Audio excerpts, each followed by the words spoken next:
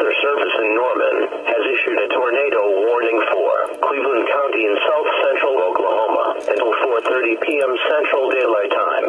At 3:55 p.m. Central Daylight Time, National Weather Service meteorologists detected a severe thunderstorm capable of producing a tornado.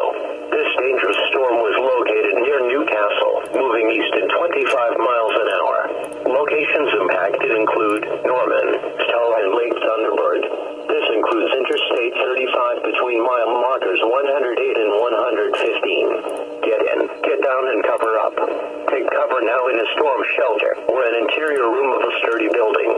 Stay away from doors and windows.